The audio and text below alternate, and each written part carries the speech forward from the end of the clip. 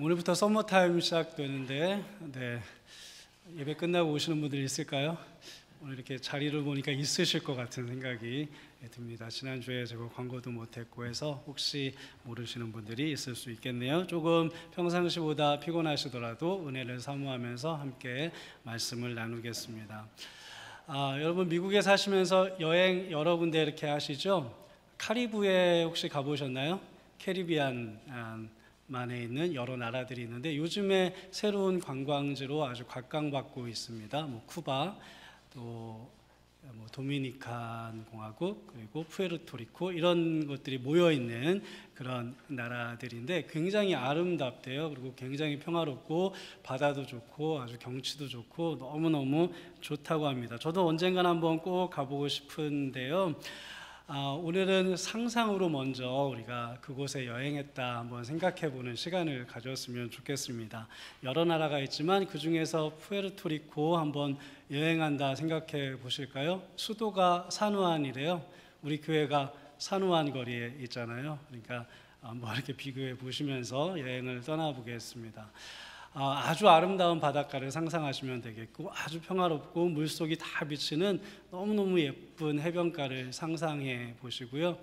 그곳에 파도도 없고 아주 이게 잔잔한 바닷가에 요트를 한 채 딱 띄워놓고 그 위에서 태닝을 하시는 모습을 상상하셔도 좋고 책을 읽는 모습을 상상하셔도 좋고 이렇게 수영하는 모습을 상상하셔도 좋습니다. 그렇게 아주 평화롭게 여러분은 지금 즐기고 계신 겁니다. 그렇게 평화롭게 한나절 즐기고 있는데 갑자기 예보에도 없던 폭풍우가 몰아닥쳤습니다. 정신이 없었습니다. 피할 길이 없었습니다. 그래서 되는 대로 뭐 하나 잡고 버텨야겠다라고 잡고 버텼습니다. 그냥 배 위에 있는 널판지 하나 잡고 버텼어요. 그러다가 파도와 씨름하다가 정신을 잃어버렸습니다. 그렇게 잃고 어찌어찌 시간이 흐른 것 같습니다. 그러다가 정신을 차려보니까 이름 모를 낯선 섬에 내가 표류되어 있는 거예요. 지도에도 나오지 않는 섬입니다. 그곳에서 정신을 차리고 눈을 떴더니 그 섬 사람들이 내 주변을 꽉 이렇게 가득 찼어요. 내가 눈 뜨는 모습을 보더니 나를 이렇게 영접해서 굉장히 성대한 환영식을 열어줬습니다. 좋은 옷, 새 옷도 가져다가 입혀주고요. 먹을 것도 많이 주고요. 너무너무 열렬히 환영해 주었습니다. 그것도 너무너무 감사한데 이런 제안을 하는 겁니다. 우리 섬에 표류한 당신은 오늘부터 1년 동안 우리 섬의 왕으로 모시겠습니다. 왜 그런가 했더니 그 섬은 세상과 완전히 단절된 곳이었다는 거예요. 그래서 외부 사람들이 거의 들어오지 않는데 그렇기 때문에 이렇게 한번 몇십 년마다 한 번씩 이렇게 들어오면 바깥 세상 얘기도 들을 겸 왕으로 삼아주니까 당신이 이제 아주 오랜만에 오셔서 이제 1년 동안 우리의 왕이 되어주시면 좋겠습니다 라고 했습니다. 근데 조건이 있대요. 평생 거기서 왕을 하면 좋겠는데 기간은 딱 1년이고요. 1년이 지나면 왔던 모습 그대로 돌아가야 된대요. 들어올 때 옷 그대로 입고 나가야 되고 들어올 때 배 타고 왔으면 배 타고 나가면 되고 들어올 때 수영하고 들어왔으면 헤엄쳐서 나가야 되고 널판지 잡고 왔으면 널판지 잡고 떠나야 된다는 것이요. 하지만 그 1년 동안은 우리에게 아무거나 시킬 수 있고 모든 걸 다 누릴 수 있습니다. 이렇게 했답니다. 자, 이제 여러분은 그 섬에서 1년 동안 어떻게 사시겠어요? 한번 상상해 보세요. 나는 어떻게 살까? 여러분에게 어떻게 살아야 될지 조금 힌트를 좀 드리자면 다행스럽게 여러분보다 먼저 그 섬에 왔던 사람이 2사람이 더 있었답니다. 국적은 저도 잘 모르겠어요. 첫 번째 사람은 이렇게 살았대요. 그 섬에 오자마자 왕이 되자마자 그렇게 집을 크게 지었다네요. 집을 크게 짓고 그곳에 그 섬에서 나는 아주 좋은 것들, 보물들을 다 채워 넣었답니다. 섬 사람들은 왜 그 사람이 그때 그렇게 했는지 아직도 이해가 되지 않더라는 거예요. 그렇게 1년 동안 좋은 집 짓고 좋은 보물 쌓고 살다가 1년이 지나서 그 사람은 스티로폼 타고 표류해 왔나 봐요. 스티로폼 타고 다시 돌아가는데 얼마 가지 못해서 죽고 말았답니다. 그 뒤에도 한 사람이 더 왔었대요. 근데 그 사람은 먼저 본 사람이 지어놓은 집을 보더니 쯔쯔쯔라고 혀를 찼답니다. 아니 1년밖에 못 살 거 뭐 저렇게 큰 집을 짓고 보물을 쌓아놓고 사나, 참 미련한 사람 같으니라고. 나는 그냥 1년 동안 잘 먹고 잘 놀고 그렇게 살아야겠다, 이렇게 마음을 먹었답니다.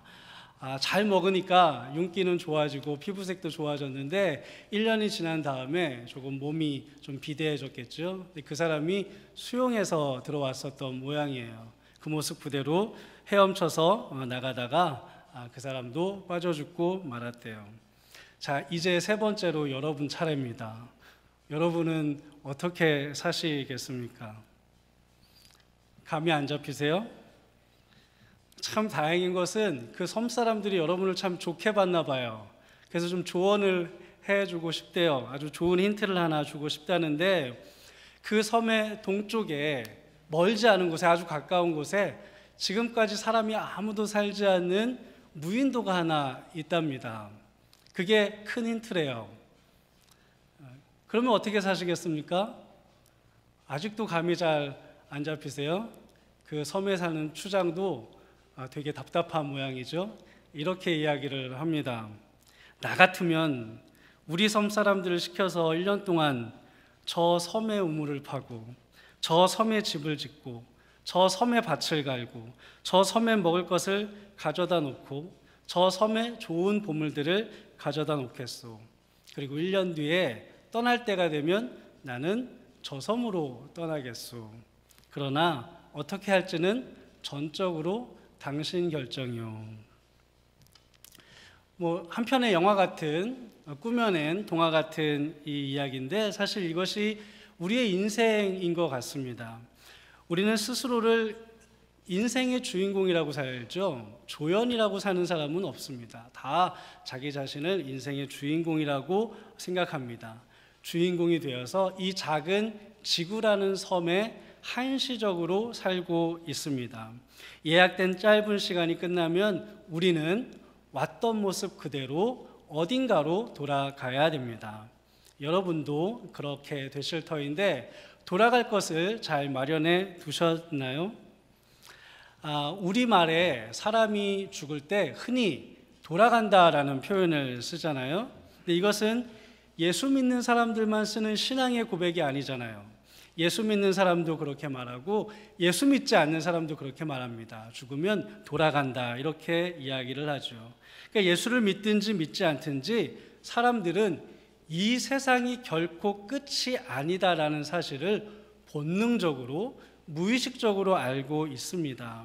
사람은 누구나 이 세상 마치는 날 왔던 길로 돌아갑니다. 이 돌아간다라는 표현이 명백하게 우리에게 말해주는 것이 있는데요. 돌아간다는 이 표현 안에 담긴 뜻은 돌아갈 그곳이 우리의 진짜 집이라는 거예요. 우리는 여행지로 떠날 때는 떠난다라고 이야기를 하잖아요. 근데 집에 갈 때는 돌아간다, 이렇게 얘기하죠. 이민 가거나 유학 갈 때 우리는 떠난다라고 이야기하죠. 근데 귀국할 때는 뭐라고 이야기합니까? 돌아간다, 이렇게 이야기를 해요. 돌아가는 곳이 우리의 진짜 집이에요. 사람들은 무의식적으로 그걸 아는 거예요. 우리는 죽으면 돌아간다라는 표현을 쓰는 것이죠. 진짜 집에 가는 겁니다. 제가 베트남에서 모든 일정을 마치고 이제 비행기 타고 한국으로 이렇게 가는데요. 비행기 타서 앉아 있는데 사람들이 막 탈 거 아니에요. 근데 제 한 뒤나 뒤뒤 정도 되는 것 같아요. 어떤 아주머니가 여행객인 것 같은데, 한국에서 오신 여행객인 것 같은데, 딱 앉으면서 자기도 모르게 무의식적으로 하는 말이었어요. 아이고, 이제 드디어 집에 간다, 이렇게 말씀하시더라고요. 그러니까 그게 무의식적으로 한 말인데 생각보다 그 소리가 컸어요. 그러니까 그 소리를 듣던 주변의 사람들이 킥킥 웃는 거예요. 그러니까 그 킥킥 웃는 게 나도 그 마음 알아, 이런 뜻으로 웃더라고요. 자기 돈을 들여서 여행을 나왔는데 그런데도 그 시간들이 고됐던 모양이죠. 집에 가는 게 좋았던 모양이에요. 여러분, 여행 중에 가장 즐거운 시간이 어떤 시간일까요? 생각해 보면 그거는 돌아가는 시간이 제일 좋은 시간인 것 같아요. 좋은 호텔 가는 시간이 아니라 그 여행을 마치고 집에 돌아가는 그 시간, 그 시간이 어쩌면 제일 우리를 편안하게 하고 또 좋게 하고 행복하게 하는 것이죠. 기독교에서 특히 이제 웨슬리안들, 감리교나 우리 성결교인들이 즐겨 쓰는 용어 중에 선행은총이라는 용어가 있습니다. 선행은총이라는 것은 뭐냐? 예수를 믿든지 않든지, 악하든지 선하든지 하나님께서 그냥 모든 사람에게 미리 나눠주시는 은혜예요. 그것을 선행은총이라고 합니다. 여러분, 요즘 마태복음 5장 열심히 외우시죠? 저는 걱정하기를 한 분이나 좀 다 외우실까? 두 분이나 다 외우실까? 이렇게 걱정을 하는데 들려오는 소문에 벌써 여러분들이 외우셨다는 거예요. 그래서 이거 상품의 액수를 낮춰야 되는 건 아닌가라고 지금 심각하게 제가 고민에 빠졌습니다. 열심히 외우실 텐데 그 산상수훈 마태복음 5장 45절에 이런 말씀이 있어요. 하나님이 그 해를 악인과 선인에게 비추시며 비를 의로운 자와 불의한 자에게 내려주심이니라. 저는 좀 속이 좁아서 그런지 하나님이 해도 착한 사람한테만 좀 내려주시고 비도 예수 잘 믿고 기도 열심히 하는 사람한테만 좀 내려주셨으면 좋겠는데 하나님의 마음은 그렇지 않은 모양이에요. 선하든지 악하든지 예수를 잘 믿든지 못 믿든지 하나님이 그냥 모든 사람에게 베풀어 주시는 은혜가 있다는 것이죠. 그것이 바로 선행은총이라고 합니다.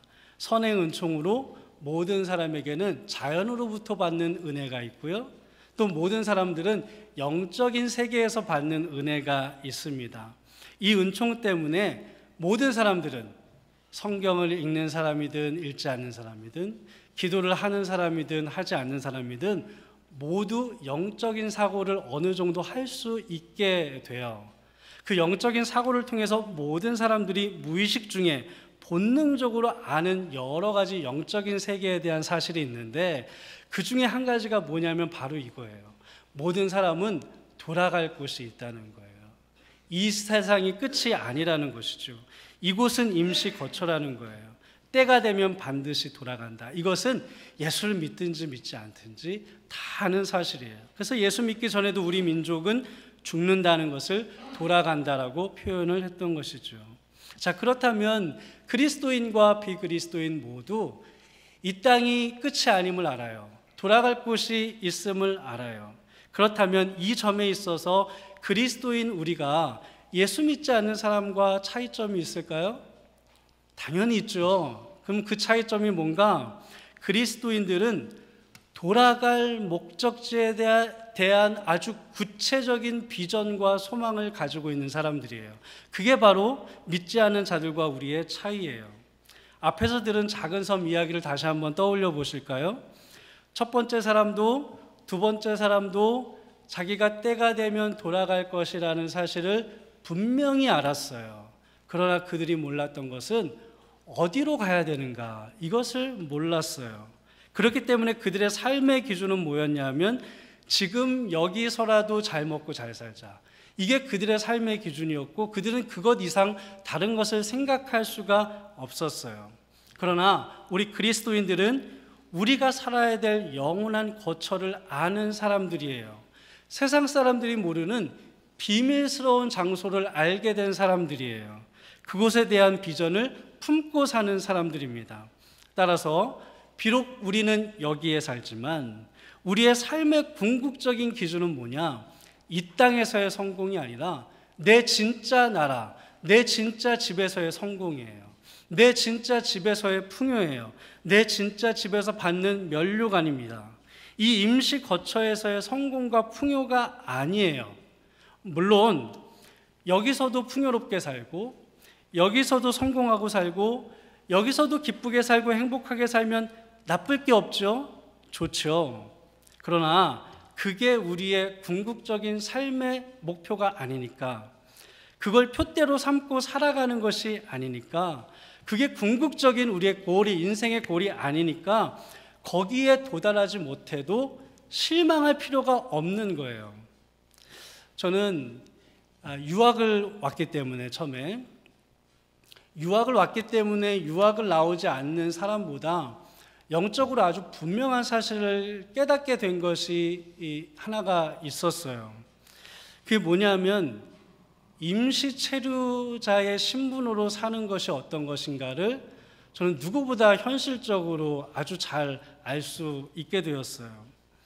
미국에 처음 와서 대부분의 유학생들이 혹은 대부분 처음에 이제 70년대, 80년대 힘들 때 유학 오시거나 이민 오신 분이 경험했던 것일 텐데, 미국에 처음 와서 돈이 없어서 정말 힘들었고, 영어 못해서 참 힘들었고, 문화에 적응이 안 돼서 참 힘들었고요. 10살이나 되고 15살이나 돼야 이 새로운 문화를 배우는데 그러려니 하고 배우죠. 30살이 넘어서 이 새로운 세상을 배우는 것이 정말 자존심을 상하는 일이 많았다고요. 힘들지 않은 게 없었어요.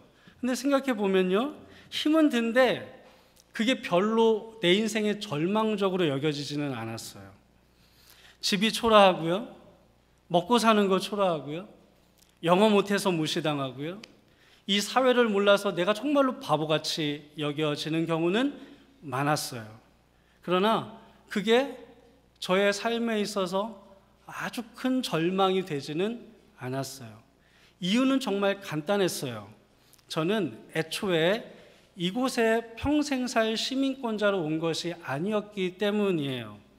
임시로 체류할 수 있는 학생 비자를 받고 왔기 때문에 그런 거예요.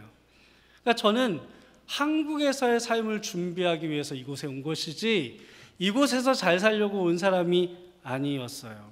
그러니까 잠깐 체류하는 내가 이곳에서 당하는 여러 가지 어려움들이 나를 불편하게는 할지언정 그것이 나를 절망시키지는 않았던 거예요.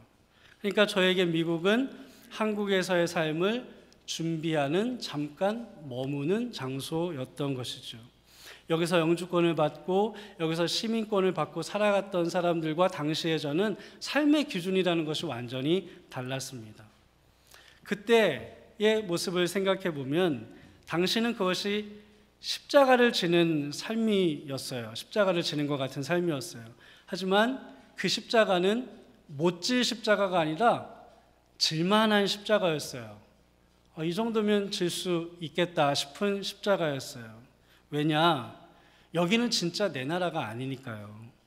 정말 내 나라에서 내가 그런 십자가를 지면 못 살 거예요, 아마.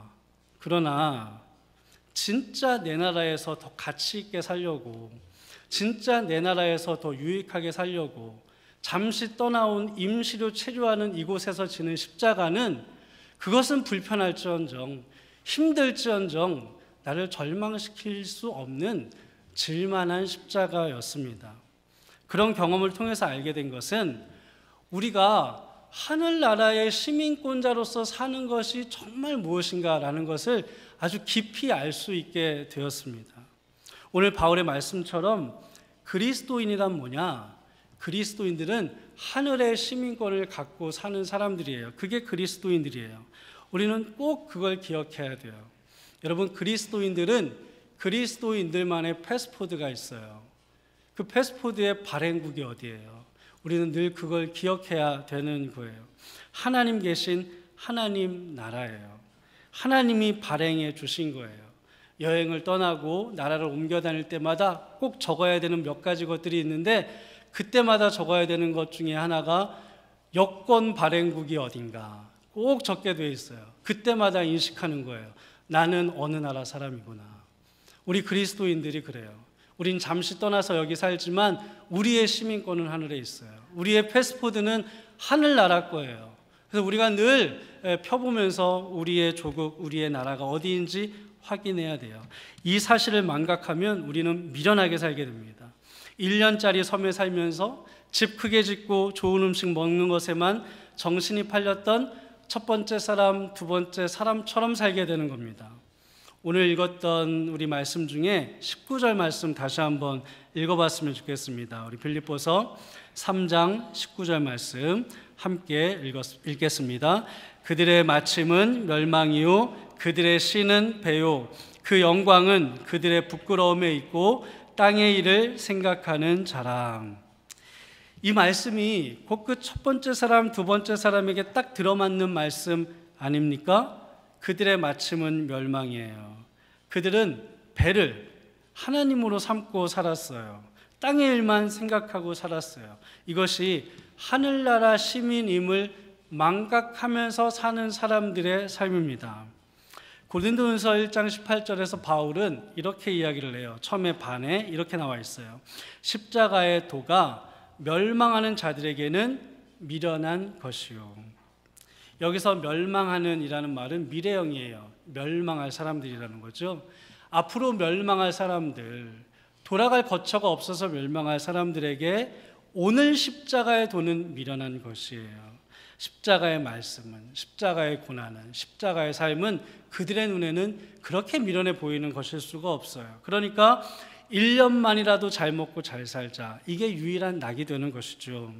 그러나 고린도전서 1장 18절 나머지 후반부는 이렇게 되어 있습니다. 하지만 구원을 받은 우리에게는 하나님의 능력이라.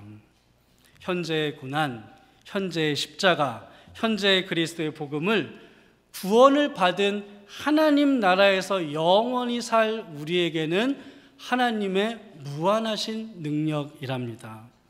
비록 지금 당장 영광은 없지만, 비록 지금 당장은 고난이지만, 이 땅에서 우리가 십자가 붙들고 십자가 지고 살아갈수록 우리가 돌아갈 그 영원한 나라에 아름다운 우리의 집이 건설되고 있음을 우리는 늘 잊지 않고 살아가야겠습니다.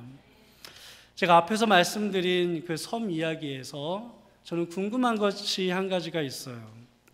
그 이야기에서 첫 번째 사람, 두 번째 사람은 1년 후에 멸망했어요. 죽었어요. 그렇다면 이런 궁금증이 있어요. 그들은 왕으로 살았던 1년은 행복했을까? 이런 궁금증이 생겨요. 행복했을까요? 저는 그렇지 않을 것 같아요. 열흘이 지나고 석 달이 지날수록 그들이 짓는 집은 좋아지겠죠. 쌓이는 보물은 많아지겠죠. 좋은 음식 채우니 얼굴의 혈색은 더 좋아졌겠죠. 그럼 그들의 마음도 그렇게 행복했을까요? 열흘이 지나고 30일이 지나고 100일이 지나고 200일이 지날수록 그들은 행복했을까요? 그러지 않았을 것 같아요. 더 불안해졌을 것 같아요. 그리고 그 모습이 이 땅에서 살아가고 있는 오늘날 수많은 사람들이 가지고 있는 실존의 고민이라고 생각이 듭니다. 이 두 사람처럼 살게 되면 없으면 없는 대로 힘들고 그게 고난으로 여겨지고, 그런데 있어도 그게 그렇게 행복하게 여겨지지 않을 것 같아요. 아유, 이제 300일 남았네, 이제 200일 남았네, 100일 남았네, 50일밖에 안 남았네, 30일밖에 안 남았네. 얼마나 불안하게 살게 되겠어요. 반면에 돌아갈 내 나라가 분명한 사람은 제 유학생활의 경험으로 확실히 말씀드릴 수 있는 건데, 있으면 그 있는 것에 행복하고요, 있으면 그 있는 것에 감사해요. 그러나 없어도 많이 절망적이지는 않아요. 많이 불행하지는 않습니다. 그렇기 때문에 진짜 내 나라가 분명한 사람은 헛된 것, 없어질 것, 그런 것이 아니라 더 가치 있는 일, 더 의미 있는 일, 그 일을 위해서 기꺼이 십자가를 질 거예요. 기꺼이 희생할 거고 기꺼이 헌신할 겁니다. 그렇게 우리에게 오실 주님을 기다릴 겁니다. 그러면 반드시 그분이 우리의 그 진짜 나라인 그곳에서 오셔서 오늘 바울이 21절에서 말씀했던 것처럼 우리의 비천한 몸을 하나님의 영광스러운 몸과 같이 되게 하실 줄 믿습니다. 우리 여러분은 이 작은 지구섬에서 어떻게 살고 계신가요? 어렵고 힘들고 지치고 피곤한 인생을 살고 계십니까? 그럴수록 여러분의 패스포드를 꺼내서 다시 한번 펼쳐보세요. 내 진짜 나라가 어디인지. 그러면 위로가 될 거예요. 혹시 여러분 중에 요즘 먹고 살만하신 분 계시나요? 그래서 집 더 크게 짓고 내 배를 하나님 삼고 싶은 그런 유혹에 자꾸 빠지고려는 그런 분들이 있습니까? 그런 분들이라면 더더욱 더 여러분이 가지고 계신 하늘나라의 패스포드를 꺼내서 보십시오. 내가 돌아갈 나라, 내 신분, 그 나라가 어디인지 우리는 분명히 인식하고 살아가야 됩니다. 이 땅에서 우리가 할 일은 오직 십자가를 붙들고 살아가는 것이죠. 이 사순절에 더욱더 주님의 십자가 붙들고 우리의 진짜 나라에서 임하실 그 주님을 기대하며 살아가는 우리 모두가 되기를 간절히 축원드립니다. 기도하겠습니다.